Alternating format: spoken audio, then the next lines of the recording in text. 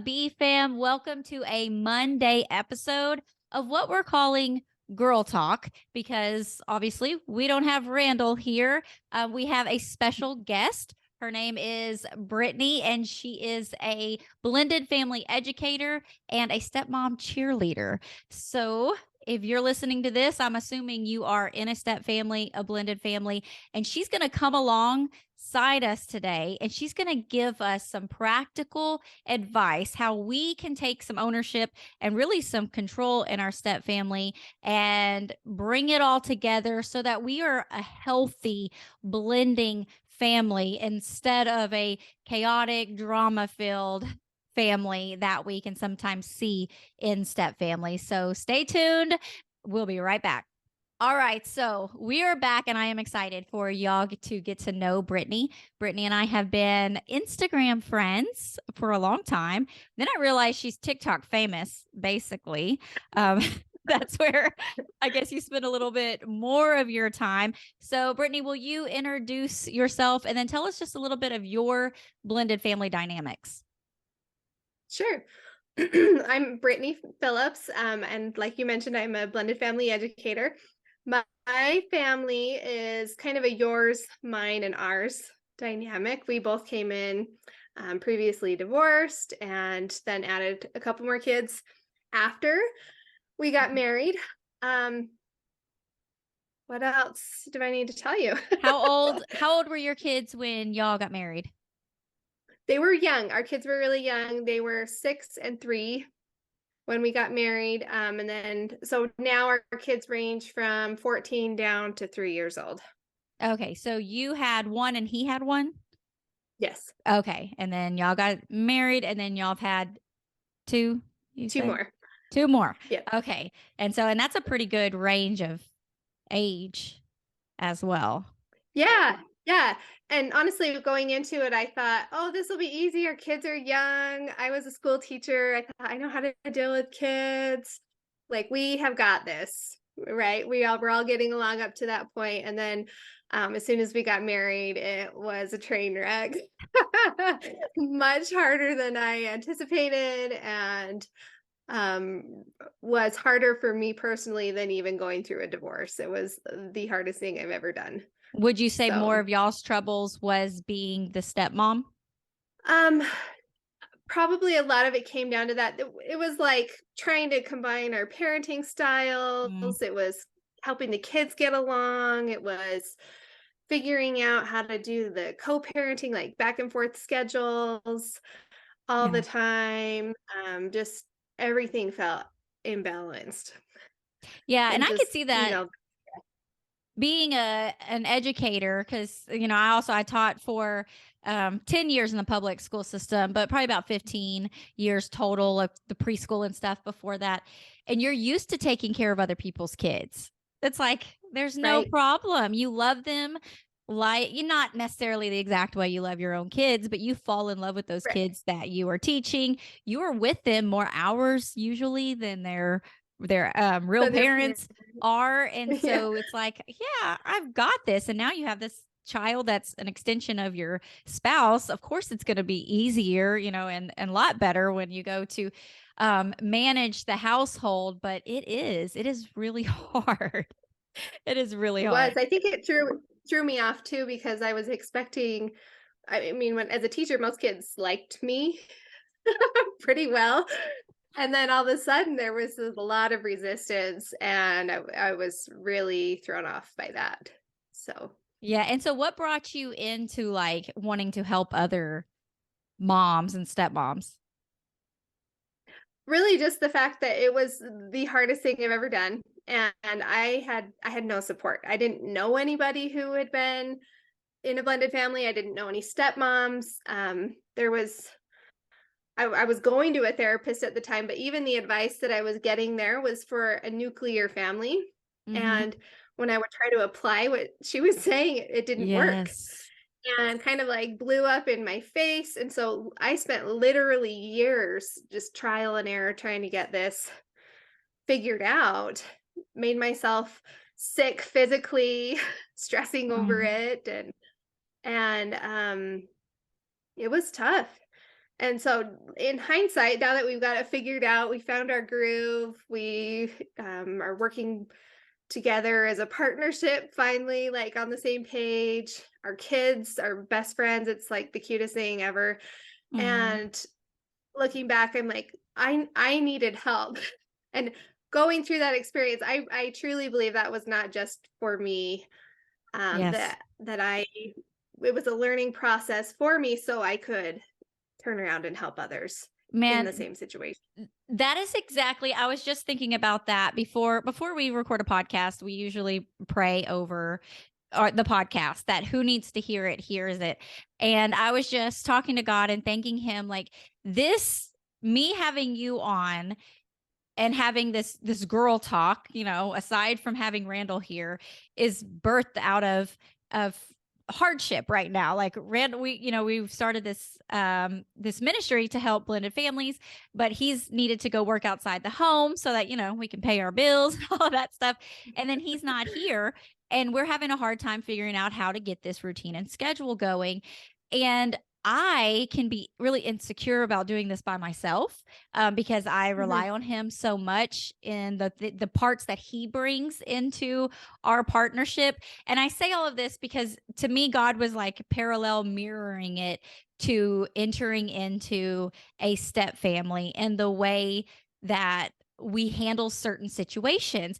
And like what you had just said, because as I was thanking God, I was like, this all came from me having a meltdown on a live on Instagram last Monday. Instead of Monday prayer, I basically boo-hooed through my live explaining all of my life troubles. And so Ginger from the Family Core reached out. She spoke some words of encouragement to me. And then I asked her, would you come on the podcast with me? And through all of that, I thought, you know what? We could take this instead of giving up. We know that God has asked us to be here in this platform, just like he has for you as well. There are families out there that are broken and hurting. I was just reading that today on one of the step family platforms. They're like ready to give up. They're like, I can't do this. Our kids his kids do not like me. They do not interact with me. They don't interact with my kids. And we're living in this house and it's just misery. And I want to give up. And it's like, we need to be able to reach out to them. But just like in the Yeah. situation with Randall being gone and us, like we could give up or we could figure this out and use it. Okay, this is hard, but what can we do? What do we have control over? And I do have control to be here and to have special guests that have expert opinions in these areas because they live through it, not because you have a degree, right? You don't have a degree I knew you have a certification in stepmom coaching. Is that correct? I do. I'm certified as a step parent coach, and I'm also certified as a life coach. Oh, nice. Okay. And like you were saying, you go into therapy and they're giving you this advice. That's the same thing. We were at church taking all of these parenting classes, marriage classes. It's just not the same. You can't tell Yeah. your stepchild the same thing or your ex spouse the same thing that you would say when you're trying to co parent. And so you need someone that has lived through this and has experienced it and came out the other side and said, I stuck with it. I might have had to pivot and do things differently, figure out what's in my control and what's not in my control, and then move forward in that area. So I wanted to talk a little deeper on that because what brought me to inviting you on today, besides our years worth of Instagram friendship, I messaged Brittney and told her, I think I want to take our relationship to the next level and have you on the podcast. And so she was like, yes, let's do this. But she made a post that was talking about like, are other people in your step family like hurting you, hurting your feelings, upsetting you, just causing you the frustration. And she did this reminder that I've heard like pastors and, coaches say over and over is hurt people, and healed people, heal people. And she went into with a little bit of detail of what can you do? Like we need to work on us and be healed. And that's what you do with women, right? You take them Yes. through a way of healing what's going on the inside. So I know that, listeners, when they hear from you today, they may be like, that's what I need. And you would probably need to go one-on-one their situation and take it much deeper. But I would assume that you take them through a series of steps, like a basic process of getting healed. Could you elaborate a little bit on that? Yeah, yeah, I'd love to. I like to call it the family fountain. So if you imagine a fountain, a water fountain, usually there's like 3 tiers to that fountain. And the top tier, if we're turning this into an analogy, the top tier would be us, individually. Mm. And the top tier has to be filled to spill out onto the next tier. Mm. The second middle tier, I like to compare it to our marriage, to our partnership. And for that to fill and spill out to the other, that has to be healthy to spill out to the bottom tier, which would be our kids. And then that the water is flowing throughout the whole thing, and that's our family unit. So if you want to fill the whole family, your family fountain, you have to work at that top tier first. You've got to fill yourself. You've got to heal you, even though you may feel like I'm fine, I'm fine. Mhm. That's often that's a really common We are definitely never the mindset. problem. Right, right. And it's not necessarily that we're the problem, but if Yeah. we want to have the influence to help everyone else, we have to start there. We can't just say, I'm going to fix the kids, because then what about your marriage? Or what about you? Like, you're putting yourself on the back burner. So it has to start with ourselves as an individual. And when they go into that process, is it hard to convince moms and stepmoms that they need to start with them? Are they usually open and willing? You know, that's funny that you asked that. Yeah, sometimes it is. Sometimes they're like, that's not what I want, what I came here to talk to you about. I came to talk to you about this other person, right? Yes. And it actually, I heard this funny video. It reminded me of that. That he was talking about a guy that went to the doctor, and he's like, I'm having this problem. I need a prescription. And so the doctor has like several prescriptions written down. And he's like, well, good luck with your problem, and I'll see you later. And he turns to leave, and the guy's like, wait, what about my prescription? He said, oh, well, this one's for your stepchild, because they have this problem, and this one's for your husband, or your wife, or whoever. They have this problem, and the prescriptions were for everybody else, because he wasn't the problem. Right. Yes. And Yes. so Yes. it just is a really good analogy, like, oh, if we want to do work, we have to work on us. We can't just keep pointing fingers. Well, I got Mm. mad because they did this thing. I got mad because you did that. And that's where we want to go.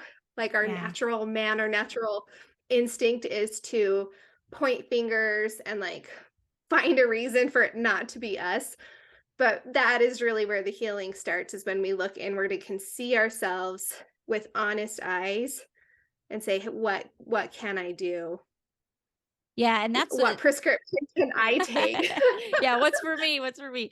And that for me, I had to learn it in such an abrupt, like, I don't want anybody to have to go through the process that I did, which was our kids becoming teenagers and moving off to their other parents, and me feeling so powerless and having zero control over anybody else's choices. And I would have never in those moments, and Randall and I have had deep conversations prior to that, and it was always our ex-spouse's fault, or my Right, right. stepdaughter's fault, or even my mom's fault, like because of the things that they Yeah. fed into our kids. It was always someone else's fault. It wasn't until I was left alone that I was like, God, show me what is going on here. And I was like, well, the only thing I needed to fix something, and the only thing that was left was me and my marriage. So Yeah. I started working on me and seeing a therapist, and then we started working on our marriage. And then from that, I mean, just from going to therapy and getting some help in those situations, my eyes just opened to the things that I was doing. I did it out of love, which I'm sure you probably Right, see right. with a lot of the moms and stepmoms, all of it was out of love. Like I wasn't ever being like just mean or ugly. It was because I wanted to raise, successful children. I wanted them to be healthy and whole. But in the process, I was causing the damage as well. And what was so insane is that as soon as I figured this out for me, all the things that they did that triggered me no longer were now a trigger, right? Do you see Yes, that as a exactly. common situation? Oh yeah, very much. And I've seen it in myself. Exactly what you're describing, that I have a lot of regrets of things that I did. I didn't know better, just like what you're saying. I had all the good intentions, and I think that's typical. Most stepmoms have great intentions but don't know. There's no book. There's no Yes. like training out there. Like there is some, but it's hard to find, it's hard to access. Um how to do this in a way that you're not going to hurt yourself and hurt other people in the process. Yeah, and your analogy with the fountain, I hadn't ever heard that analogy, and it's such a beautiful analogy because it does take you in that focus, that mindset of like where to start, because I think we start from the bottom up and we're over here Yeah, just filling up because we think if we could just fill up the kids enough, then they'll be happy. And then that will right. then fill up our marriage, which will then fill us up. But we're just drowning up there. We're dry. We're like you said with the Nothing, yeah. physical health. Were you finding it? I think you mentioned it a little bit, like you were finding it affecting your physical health. Yeah, and I actually found this to be a theme with a lot of the stepmoms that I've worked with, but I my body just kind of started shutting down. I Mm. went in for like a routine surgery and ended up hospitalized for a week with Oh, wow. complications, and it was like, I'm done. I can't do this anymore. And that kind of started the process. It was just little at that point, but Yeah. I'm a completely different person than I was back then. Wow. Wow, because what you're saying is the same thing that happened with me. Like I thought I was dying. My kids were gone, and I thought I must have throat cancer.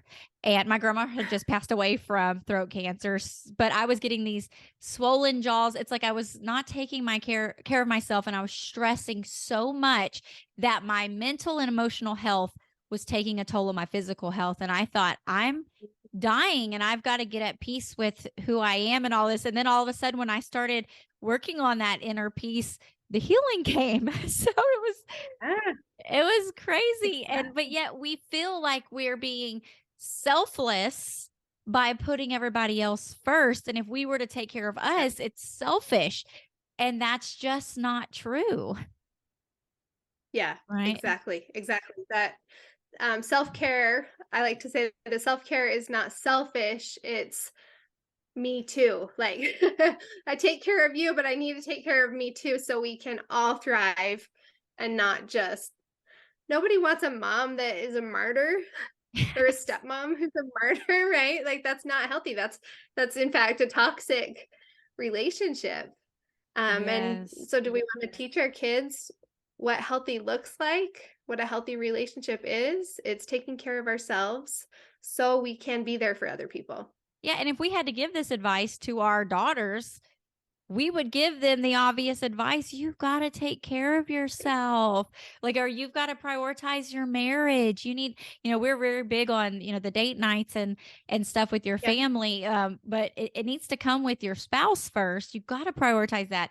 And then those dates with your kids as well. And then as a whole, and you would give that advice to your child that you love so much, but yet taking that advice for yourself is a lot harder, And right? applying. Yes. Yeah, yeah, it is. So I want us to get into like what are some like practical steps of healing ourselves in just a Mhm. minute when we get right back from this ad. We want to get into that. And then I also want to get into some of the like, what do we do when the other person just very high conflict? Like, what can we do in this situation? So, y'all stay tuned. We'll be right back. Blended families can be hard at times, can't they? Have you ever said, I don't feel like me and my spouse are connecting? Or I'm bending over backwards and my stepkid still pushes me away. Or do you feel like your family's doing okay, but you'd like it to be more than okay? You want your family to level up, take it to an even stronger level. The truth is, we're all looking for more joy and happiness in our lives. So how do we start seeing that in our blended family? Because really, our family is the first place we should truly be enjoying and having the most fun with. So how do you enjoy your blended family? You create more fun opportunities that your family loves doing. These are big things, they're small things that cost money, things that don't cost money. But the more fun you have together, the less blended family drama you'll have, which equals more joy and happiness for everyone. Now, you may be saying, yeah, but I don't know how to do that. I don't even know where to start. That's okay. We walk you through 5 fun dates you get to have with your family.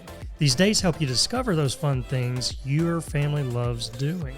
You'll walk away with so many more great ideas and have an amazing, easy plan to make it happen and to keep it going.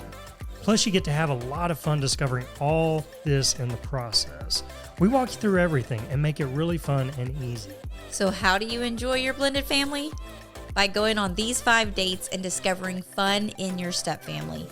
You'll be so glad you did. Have more fun together and you'll see less problems. The link to get started on this amazing journey is in the show notes of this episode.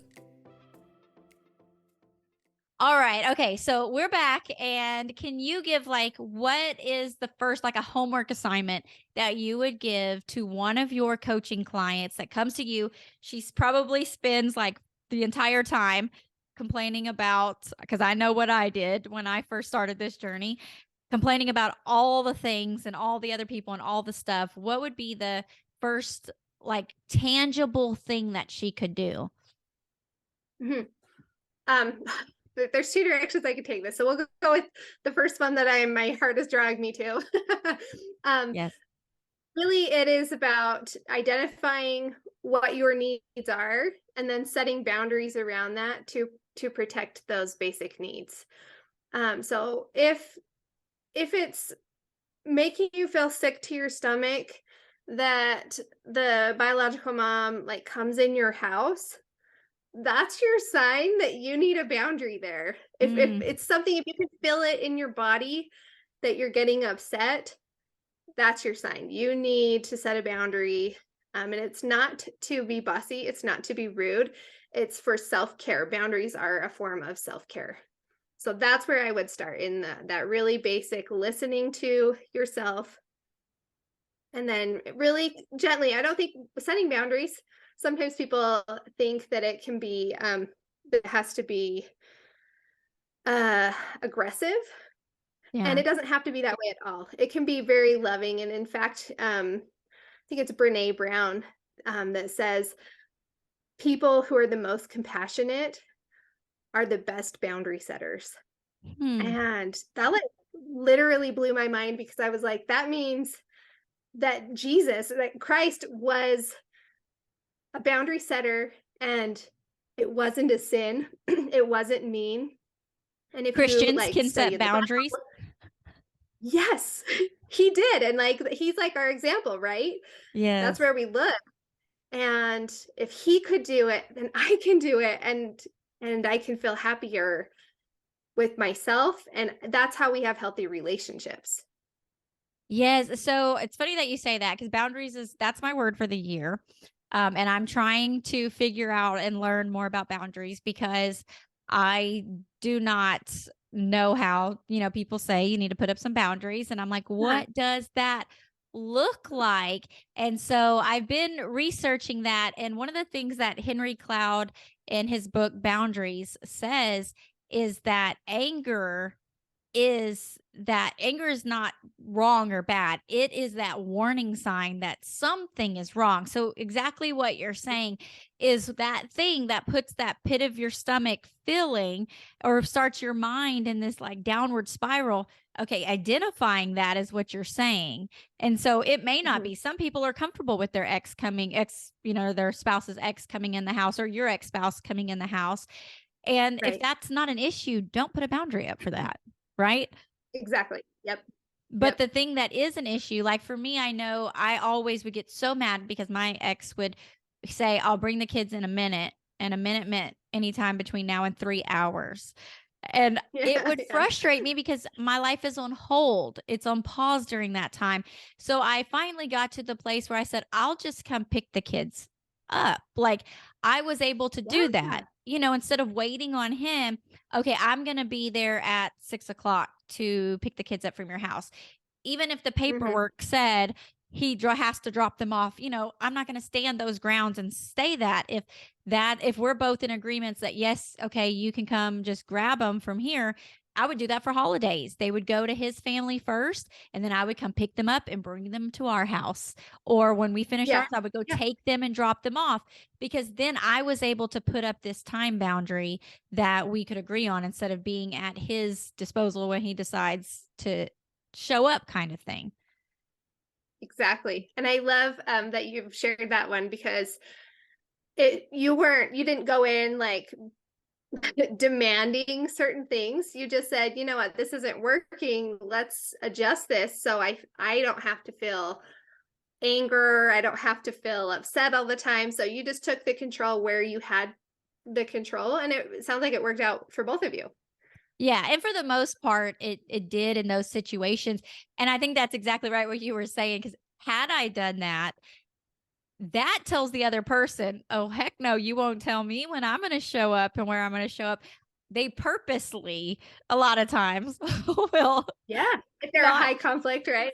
Yes. And so let's get into that a little bit. What are some, because sometimes I want to be able to work things out. I want things to be peaceful. I don't want conflict, but I also can be very hard-headed. In the episode Randall and I did leading up to you and I talking, we discussed some of that. Like we want things to be peaceful, but we don't always have the control of what the other person does. And sometimes we even attribute into the high conflict because we're so set in our ways about things that are right and wrong. And we truly just believe we're right and they're wrong, but there are different viewpoints, And so there are that's what we were defining in our first episode leading into this. High conflict isn't all the hype that you see. At least I don't believe like on the social media that it's always the biological mother that is high conflict. Or if you're on the flip side and you always think the stepmom is evil and conflict. I think we all play a little part in the high conflict because we feel like what we are doing is right and best. And we can't get this other person on board because they believe what they're doing is right and best. And now we can't agree. We couldn't agree when we were married, and we can't agree when we're not married. So what do we do in that situation when we want to be able to just co-parent these kids in a way that's healthy for the children, but our other co-parents just won't participate? Yeah. So if you can't get on the same page, and that's not even ever going to happen, it's more about setting a mental boundary for ourselves. Like when they're here, then this is what we do. And when they are not here, it's out of my hands. And you have to let that go. And that is really hard. Easier said than done, for sure. Yes. That's something that we've had, especially if they're like being raised with completely different values or something that just doesn't match with what you do, but you don't have control over that. So you do what you can when they're with you. You teach them what you want when they're with you. You have the rules in your house that you want when they're there. But when they are with their other parent, you have to let it go. Unless there are certain exceptions where it would be like laws that there are being broken, or if there's safety issues, right? Then that's something that you would fight for their health and their safety, right? Those basic needs. But if it's like screen time or whatever else it may be that you're disagreeing on, you have to let that go when it's out of your house. Yeah. And I mean, I think because as moms, we read all the stuff, we take in all the information, and we're trying to raise these kids, with the right foods that they're putting in their body and the right amount of technology, the do's and the don'ts and the grades, and your Christian values. Like you're trying to do all of these things, but then it's like now over here, they're getting a whole new set of rules or values or lack of values or standards. And it's very hard to say, okay, how can I raise a child to be like this if half the time, if or less, but a lot of time there's half the time they're getting a whole nother set of these values. And then I mean, for me, that's when you got to give it to God, right? Yes. Yes, absolutely. That's something that took us a while to kind of wrap our minds around. But our children, they get to choose. And in this situation, when they're like back and forth between homes and maybe even being raised with different values, they get to see both sides. They get to see what it's like to live this kind of life, and they get to see what it's like to live this kind of life. And we can do everything we can to teach them our beliefs and the why and why we do it this way. And ultimately they'll choose, and they'll do that anyway. Even if we were in a nuclear family, they still ultimately get to choose. But we have to really prioritize what's important for us, what's important that we're teaching our kids or showing our kids. So do we want to teach them and show them that I'm just going to pick a fight all the time because I'm not getting my way? Or do I want to show them respect, and even when we have differences? Yeah, and it teaches them so much. And that's what I had to learn in the process, is even in the situation where I probably had my hand too much in their life choices. And I try to do it in such a loving way, like, oh, what do you want to be? You can be whatever you want to be, like whatever you set your mind to. And then I would help them follow down that path. But when it came, to their homework and their school and their clothes and their everything, like, I was so involved in everything. And then when my kids would go to their dad's house, he gave them a lot of freedom in those areas. And for the child, it is very confusing because they're, that's like bipolar stuff happen, not to take light on that situation, but they're having two different lifestyles completely on what's happening in these homes, and the way that I do things and my spouse, and the way that their dad and his girlfriend or his wife do things are so different. How confusing that is for the kids, one. But I learned in that process that my kids, when they went over there, how much more independent they were able to become in their adulting and making decisions for themselves. And sometimes it was learning from life's mistakes, that they learned some hard lessons that way that they couldn't learn with us. They didn't learn because we took care of the house and like we would try to give them chores, but they weren't home enough, on the weekends they're gone to their parents, and it was so hard and they couldn't do it. And we're not going to leave it undone. So we would take care of everything. Whereas in their other house, they had to learn how to manage those things for themselves. So they learned a lot of good life skills from the lack of me being their mom in those situations as well. And so have you seen that with your kids as well? Yeah, actually, it's been one of the most powerful things for me to shift my perspective, is to see the good that has come from the situation. To see how at first, like, I'll share this example with our kids getting along with each other. That was really hard. They're completely opposite, like in almost every way. And it was like headbutting for years. And I thought, this is never going to work out. But over time, they have learned so much from each other, and they have learned compassion. I mean, it's just blowing my mind. One has learned to become more social, and the other one has learned more empathy and understanding. And they wouldn't have had that if they didn't have each other, if they hadn't been so different. And so I think what you're saying is just to see the good in it. Sometimes that can be really hard. It can be really hard to say, what lesson are they going to learn from this that they can't get from me? Like, obviously we want to say that we'll give them everything, and that everything will be perfect when they're with us. But there are skills. Sometimes they're harder life skills, like you're mentioning, but there is good. And with God watching over them all the time, he helps them. Yeah, he's protecting them and keeping them safe. And I love that you said that, like, when you're looking for the good, because you will find that. Like, even in and I think, we get into this, like, we feel like we have to fix everything, and we see our kids fighting with each other.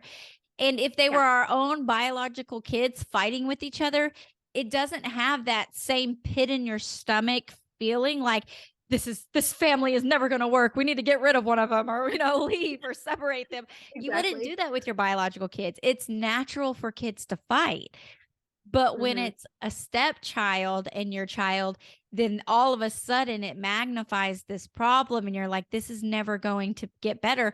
But it teaches those kids, if we don't step in and save the day or fix the problem or point the blame or make our spouse, get their kid in check or whatever. Because of course we see our kids, their heart in it, because we know their heart, because we've birthed them, we Exactly. know them, we have that relationship with them. We can have that empathy for them. But then when it comes to our stepchild, it's harder to we point out, our focus is on the negative and on what's wrong with Mhm. them, instead of those good qualities. But if we can just step back and let them duke it out in a safe way, then they Yeah, do yeah, come out the better side, healthy and strong in their relationship, when we're not intervening on all the different disagreements. And that's what I had to learn too, was conflict isn't bad. Conflict gives yes, us an opportunity to learn and grow and become more intimate with each other when we handle it in the right way and we want to be on the same team. exactly. I think I love that conflict is an opportunity. Um, when we even in our marriage, when we avoid conflict, that's helping nobody. Hmm. But when we can approach it in a healthy way, and that's something I work with my clients too. How do we approach any kind of conflict with the ex-partner or even with our um, current partner or our kids? How can we do that in a healthy way that actually helps us grow and strengthens us? And so instead of running away because it's uncomfortable, we Yeah. embrace it and and learn from it. Yes, that's so good. So yeah, before we wrap up, I want to make sure that anyone that's listening knows how to find you and follow you on all the different platforms. And then you also mentioned that you have a link that you've given us, and I went on there last night just to see what different stuff. So good, valuable information to get you started in these areas. But where can we find you on social media? What are you under? I am on Instagram and TikTok. It's me, Brittney P. It's me, So, Brittney and my P. name, it's me, Brittney P. Um, if you're on TikTok, you could also look up my company name, which is Blending Bravely, and it would pop my bio up for you. But yeah, Brittney is with NEY, Okay. BRITTNEY. So if you're looking for me on Instagram. That is true. So Instagram and TikTok, and like I said, TikTok is where she's actually famous. I I'm when trying to switch over to Instagram more, so I'm trying to put more efforts in there. So if you're gonna follow me, that's where I'd prefer to have you. Yes, and she is constantly just encouraging and just giving you helpful tips on how to handle your step family, how to handle the blend, how to let things go. Just good sound advice like what she would if you're working one on one. But then also, if you're listening to Brittney today and you're like, "Huh, I need that in my life. I need some one on one. I've tried therapy, and it's, just like Brittney's experience and mine, the information just doesn't work when you're not in a nuclear family and you want to work with Brittney." Is that something that they would just um slide in your DMs or what? Yeah, yeah. In the link that I provided you, there's a place you can actually just schedule a discovery call with me. We can kind of talk about your situation. I can give you some tips on the spot and kind of talk about how that works. Okay, nice, nice. And I heard you're also working on a course, right? Putting stuff together. I am. I am. I'm in the middle of working on that. I do kind of a hybrid model coaching where it's like a group coaching, Hmm. one-on-one coaching, but I only offer that twice a year. So I'll be doing that in the fall, Okay, awesome. offering. Okay. Well, lots of good stuff. And I thank you so much that you were willing to come on here again. Like the example I was sharing early on, like it, this was birthed out of heartache, out of pain. And for so many of you guys in your step family, you get to these points that you want to give up. It doesn't feel like it's worth it. You're at your wits' end. You don't see that it's ever going to change. But when you allow those situations to be used, like Brittney took her situation and she's allowing it to be used to help families just like you are, just like we've taken our situation to be used in that way. And we all come together and create a community. And that gives us the resources that we need, because everyone that we've talked to that struggled the last 15 years of step family issues, always the same thing. There's not enough resources. There are not enough resources. And that's just not true today, that there are an abundance of resources. Sometimes we just don't know about them. So here we are coming together and sharing with you, like, you have the resources at your fingertips. You just have to choose. Are you going to use this and let it bring healing and help your step family to do that work, like the top of the fountain that you need to heal that inner self? And then when you were giving the analogy of the fountain as well, I was just seeing, something shooting that water up, right up to the front, the top of the fountain. And for us, I mean, as believers, we believe that comes, that inner peace, everything that comes from the Holy Spirit, that comes from God, that when we turn in, he's filling us up to the point that we are overflowing, and that flows into our marriage and then into our family. So if you're like, sign me up, that's me, click on the link. We have it on both the YouTube and on the podcast. You have that link tree. You can get her free resources. She has multiple on there, following her on social media, and then go ahead and getting signed up for that call with her so that y'all can talk. We like to do these like the free call, like consultation kind of stuff, little chats, to get to know you and know, like, do we mesh well? Right? Is that what you normally do? Yep. Yeah, exactly. Yep. Yes, because not everybody has It's the an same. opportunity to ask questions and see if it's a good fit for both of us, honestly, because I'm not the right fit for everyone out there.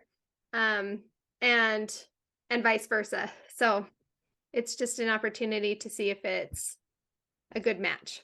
Yeah, and that's why I like sharing other coaches as well, because we do this, but well, for one, the time is limited, and then also there's just different personalities and different experiences that people have walked through. So finding those connections, but you cannot say that there's no resources anymore, because now there are plenty. So again, thank you, Brittney. Thanks for having me on. It was a pleasure. All right. And BFAM, this was another great Monday episode where you're getting filled up. So take that information and use it wisely. And then we'll have another fun Friday episode coming out this week that gives you ideas on ways to connect with your family. So be on the lookout for that as well. Bye, guys. Thanks for joining us today. We hope this episode has been a blessing and encouraged your family journey. Make sure you stay connected with us and join our weekly Blended Family newsletter. We send an email out every Friday morning full of support and encouragement. And when you join, we also want to give you a free gift. So go get yours today. The link is in the show notes below. Have an amazing day. Remember to enjoy the journey with your blended family, and we'll see you on the next episode.